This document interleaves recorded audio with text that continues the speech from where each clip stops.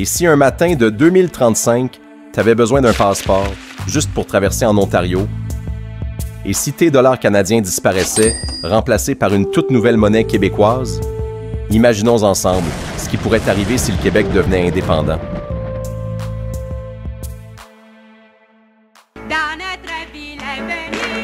L'idée n'est pas nouvelle. 2 référendums au Québec ont marqué l'histoire. 2 fois, le non a triomphé. Vous êtes en train de dire à la prochaine fois. Mais la dernière fois de justesse. Alors c'est ça. Et actuellement, ce sont 9958 voix en faveur du oui. Aujourd'hui, avec un Parti québécois qui reprend des forces et la CAQ qui est en chute libre dans les sondages, l'idée d'un pays québécois refait surface. Paul Saint-Pierre Plamondon réussira-t-il là où René Lévesque et Jacques Parizeau ont échoué? Nous vivons une époque très différente, avec des enjeux complexes.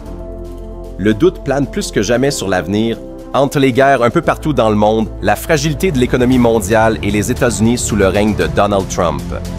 Cette incertitude freinera-t-elle les élans souverainistes ou, au contraire, le ras-le-bol collectif poussera-t-il les Québécois vers une nouvelle aventure? Le premier défi serait l'argent. Une monnaie québécoise. Ce serait un symbole fort, mais risqué et coûteux à créer.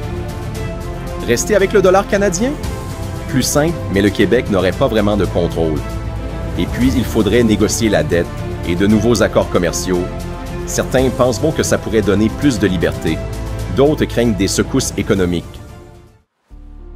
Sur la scène mondiale, un Québec souverain devrait demander à être reconnu. Il devra peut-être ouvrir des ambassades, peut-être rejoindre l'ONU. Mais la relation la plus délicate resterait avec Ottawa. Frontières, ressources, bases militaires, tout serait à redessiner. Dans l'immédiat, il faudrait des ententes transitoires, des postes frontaliers provisoires, des règles claires pour les travailleurs et les camions, un partage temporaire des actifs et de la dette, un statut pour les bases et les agents fédéraux encore sur le territoire. Puis viendraient les traités durables. Commerce, énergie, sécurité, ciel et eau. Bref, une séparation graduelle, rythmée par des négociations serrées. Au quotidien, d'autres détails basculeraient.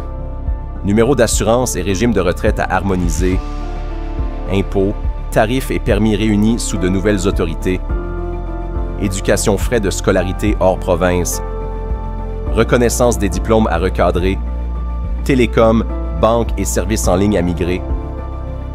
Ça serait probablement un vrai casse-tête.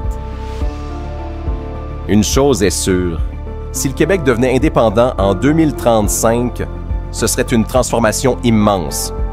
Certains verraient un pays plus libre, d'autres un pays plus vulnérable. Et toi, dans ce scénario, tu voterais oui ou non? Laisse-nous le savoir en commentaire et abonne-toi à la chaîne si tu veux réfléchir avec nous sur d'autres scénarios du genre.